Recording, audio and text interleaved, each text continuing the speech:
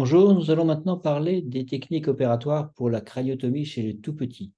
C'est un geste qui sert dans de nombreuses interventions, qui sont souvent des interventions urgentes et que la plupart, ou même tous les neurochirurgiens devraient maîtriser.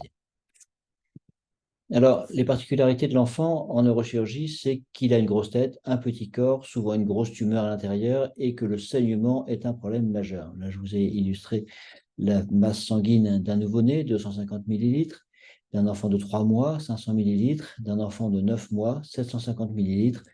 C'est vite perdu et on arrive très facilement à un saignement qui correspond à une masse sanguine ou même plus. Par ailleurs, c'est un crâne qui est en croissance, c'est-à-dire qu'il va grandir avec son contenu, et donc si la tumeur progresse lentement ou si c'est un hématome sous-dural chronique, on va avoir une augmentation du périmètre crânien, et ce qui fait que ces lésions vont être souvent très volumineuses au moment du diagnostic. Vous voyez ici un exemple d'un enfant de 3 mois qui avait une tumeur qui prenait la moitié de la boîte crânienne, et ce sont des urgences, donc on ne peut pas différer l'intervention. Le crâne du tout petit, il est composé d'une voûte qui correspond à une ossification membraneuse, d'une base qui est liée à une ossification encondrale et des sutures qui vont réunir ces différentes plaques osseuses et qui sont définies par défaut. On voit ici sur des échographies anténatales l'apparition progressive de ces plaques osseuses au sein d'un tissu fibro-cartilagineux et ces sutures qui sont définies par défaut et qui vont en fait nous aider pour la technique opératoire pour démonter la voûte crânienne en désinsérant les sutures. Donc les sutures, elles sont très mobiles à la naissance. On voit ici sur cette vidéo la suture sagittale qui bouge très, très, très facilement. Hein, c'est ce qui va aider la mécanique de l'accouchement. Par contre, ces sutures, elles sont très adhérentes à la fois au périoste, elles vont limiter les céphalématomes, et à la dure mère, ça va limiter les hématomes extraduraux, qui sont toujours situés entre les différentes sutures. Et donc maintenant, on va parler de l'installation opératoire. Donc, chez un enfant, un bébé, on ne peut pas utiliser de tétière à pointe, enfin pas avant l'âge d'1 an, et encore en serrant très peu la tétière, en utilisant un appui frontal. Et donc, si c'est un enfant plus petit, on va devoir l'installer en position ventrale sur une tétière fer à cheval, en protégeant bien le visage, en faisant attention de ne pas comprimer les yeux. Et quand on aborde une fosse postérieure, eh bien, on ne peut pas immobiliser la tête, c'est-à-dire que dès qu'on va écarter les muscles, on va le lordoser. Et donc, pour prévenir la lordose, on peut utiliser un deuxième écarteur autostatique à 90 degrés du précédent qui va permettre de resyphoser l'extrémité céphalique. Alors après, le positionnement en dorsale, la tétière à pointe, on ne peut pas s'en servir pour stabiliser la tête de l'enfant. Par contre, on peut s'en servir pour bloquer les mouvements de la tête lorsqu'on utilise la neuronavigation. Donc la tête repose sur le matelas coquille ou sur ce qui nous sert à le stabiliser, et la tétière à pointe va être juste posée sur le crâne et sans servir de soutien. Et puis, bah, on ne va pas pouvoir fixer la tête, donc elle risque de bouger lorsqu'on va rétracter le scalp. Donc, on peut équilibrer les tractions en utilisant notamment la barre de l'écarteur de Yazarguil pour mettre une traction qui va avoir un effet contraire de la traction sur le scalp vers l'avant. Donc l'incision, eh bien, on va d'abord penser aux pertes sanguines. Ici, c'est un nouveau-né qui a fait un saignement dû à la naissance et qui a une masse sanguine dans son espace sous-cutané. Vous voyez que la masse sanguine est très vite partie dans le scalp.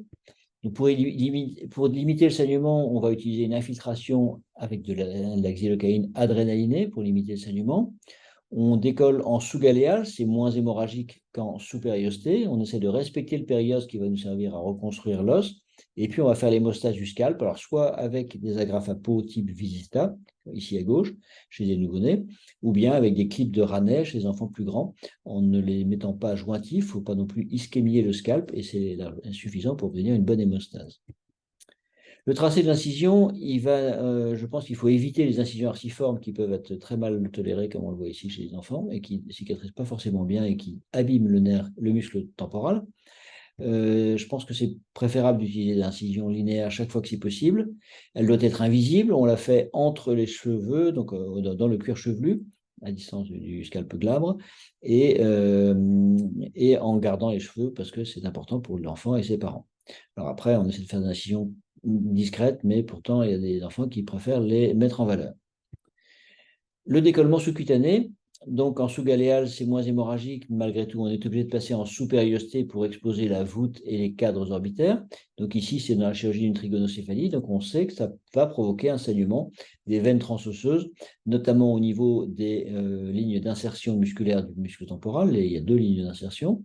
Au niveau du ptérion, il y a toujours des veines à cet endroit-là.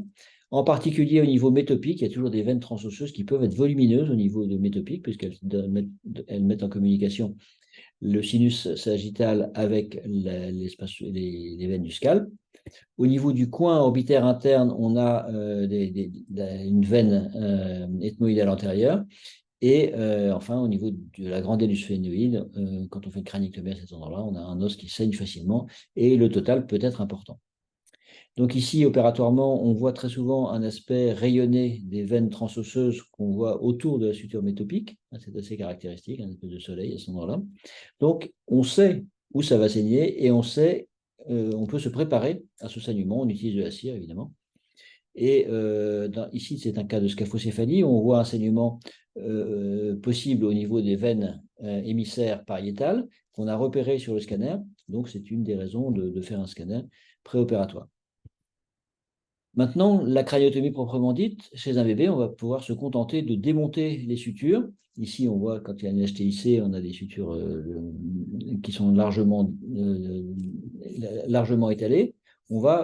Ça va nous donner un accès à l'espace épidural et qui va nous permettre de faire ensuite la craniotomie. Donc, on va utiliser les rugines de Wegeser, la grande, la petite et la moyenne, pour désinsérer ces sutures qui sont engrainées dans l'os et en cassant un petit peu toutes ces spicules osseuses qui sont engrainées dans la suture. Une fois qu'on a exposé l'espace épidural, on va pouvoir passer soit le craniotome, soit les ciseaux pour la découpe osseuse. Donc, alors quand on utilise le trépan chez les enfants un petit peu plus grands, il faut faire très attention parce qu'on peut blesser la dure mère, notamment au niveau du keyhole, au niveau ptérional. Et on peut provoquer un saignement de l'artère ménagée moyenne, donc ça commence pas très bien, avant même qu'on ait fait la moindre craniotomie. Et il faut toujours penser que les corticales au niveau du ptérion ne sont pas parallèles. Il y a un angle entre les deux, ce qui fait que quand on est perpendiculaire à la corticale externe, une fois qu'on a passé cette corticale, il faut redresser son trépan pour se retrouver perpendiculaire à la corticale interne. Sinon, on va ouvrir la dure mère. Maintenant, donc, on a exposé notre espace épidural. On va faire la craniotomie, on peut la faire avec des ciseaux. Ici, c'est un nouveau-né qui avait un hématome intracérébral volumineux avec un hématome sous-pial, comme on voit à gauche. On prévoit donc de faire une incision arciforme, d'exposer la grande fontanelle et l'angle de l'écaille frontale. On utilise de nouveau nos chères rugines Wegeser. Là, on a décollé le scalp. Il n'y a pas tellement besoin de mettre d'agrafe, ou si on met des agrafes, ça risque d'abîmer à cet âge-là. Là, on a décollé le périoste pour exposer l'os et on l'a séparé de la dure mère. On voit que la dure mère est un peu bleutée parce qu'il y a du sang à l'intérieur. Et là, on décolle donc avec la rugine et on va découper avec les ciseaux la voûte crânienne, ce qui permettra de la reposer et de la refixer sans qu'il y ait aucune perte de substance osseuse. On peut également tirer avantage des sutures crâniennes pour faire une fracture diastatique. Ici, c'est un volet paramédian pour une chirurgie par voie transcaleuse. Alors, cet enfant a la particularité d'avoir une métopique qui est encore perméable. Donc là, on a fait une craniotomie le long de la métopique et on passe autour de la zone à opérer en traversant la suture coronale. Et quand on arrive à la suture sagittale, on peut simplement casser cette suture, ce qui permettra de replacer le volet de façon tout à fait anatomique et parfaitement stable avec simplement 2 points de fixation. Là, c'était un volet pour une hémisphérotomie, donc on est en arrière de la coronale, on est en pleine région pariétale. Et ici, c'est un volet temporal postérieur qu'on avait réalisé pour faire des biopsies de nodules tumoraux en articulant ce volet sur la suture coronale. Il faut savoir gérer les lacunes, ce qui comporte un risque important de plaie durale et même de saignement veineux. Ici, c'est un crâne en trèfle avec un aspect monstrueux de la région pariéto-occipitale dans laquelle se trouve le sinus sagittal et même le torcular. Donc, il y a un risque très important de faire une brèche de Durmer et une brèche veineuse. Donc, il faut d'abord exposer les limites des lacunes en sous-périosté. Il faut disséquer le périoste depuis l'os vers les lacunes pour ne pas ouvrir à la fois le périoste et la dure mère en regardant des lacunes. Et puis, il va falloir disséquer la dure mère avec les berges des lacunes pour exposer bien les limites de l'os, pour refouler cette hernie cérébrale qui sort à travers la lacune. Et puis, le travail n'est pas fini parce qu'il faut se dire que l'os, il va faire envoyer des spicules osseuses à travers, en profondeur des sillons corticaux, qui sont toujours tapissés de dure mère, mais que si on ne les expose pas bien, on risque d'ouvrir la dure mère à cet endroit-là. Et donc, il va falloir progressivement morceler l'os entre les lacunes en avançant une gouge. On ne peut pas utiliser de craniotome, ça serait beaucoup trop dangereux. Mais avec la gouge, on fait ce que le professeur Delem appelait un pas de tango, c'est-à-dire 2 pas en avant, 1 pas en arrière, pour décoller la dure mère et reculer pour ne pas la prendre dans la gouge.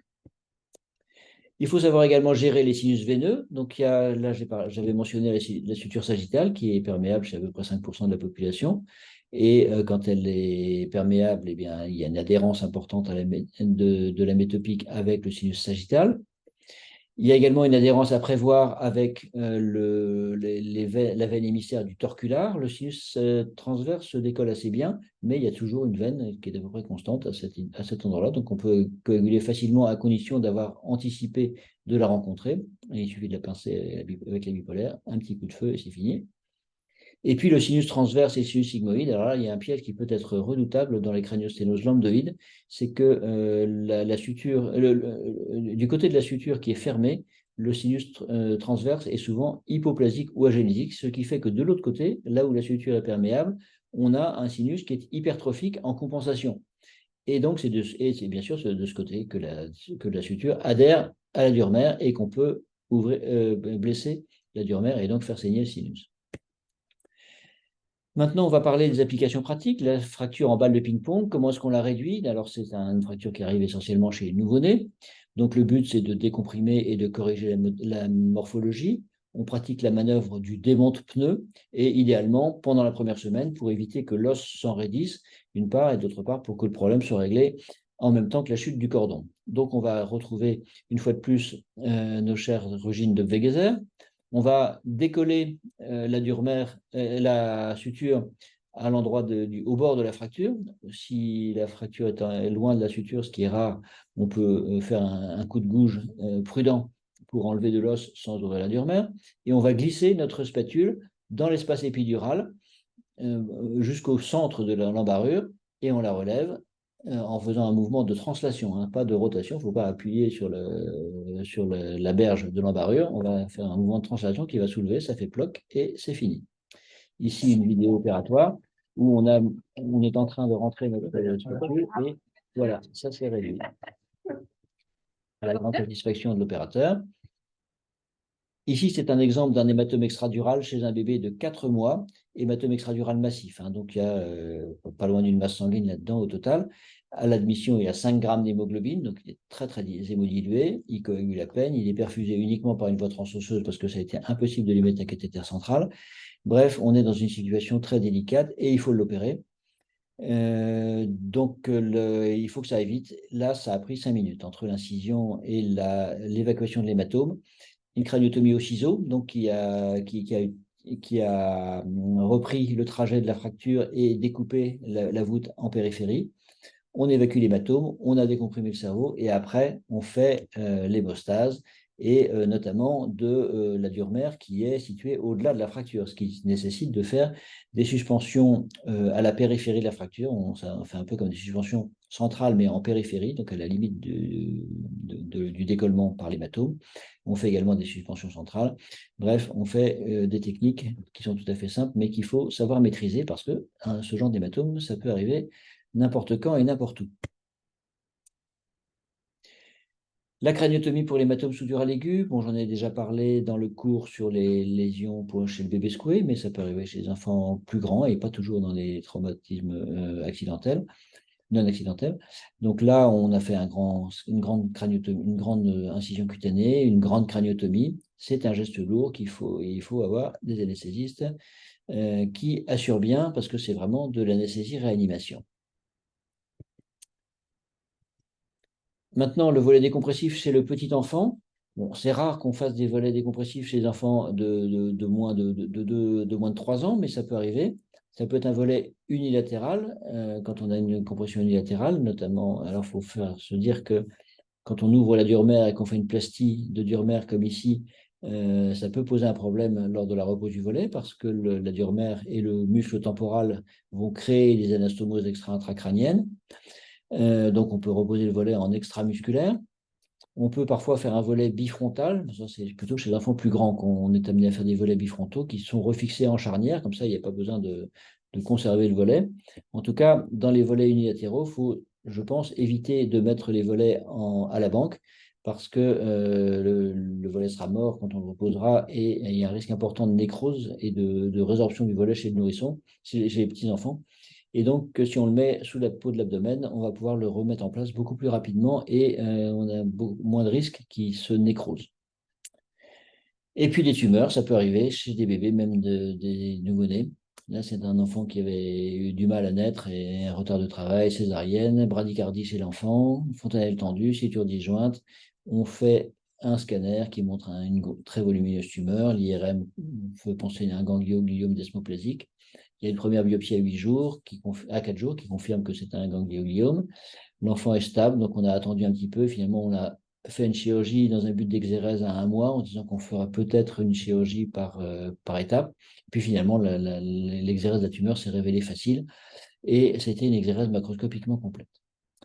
Voilà, donc j'espère que ce cours vous aura aidé pour les cas que vous allez rencontrer. Et si vous voulez plus d'informations, vous pouvez en trouver sur le site de l'Arnerance et trouver des vidéos en ligne sur YouTube. Voilà, je vous remercie de votre attention.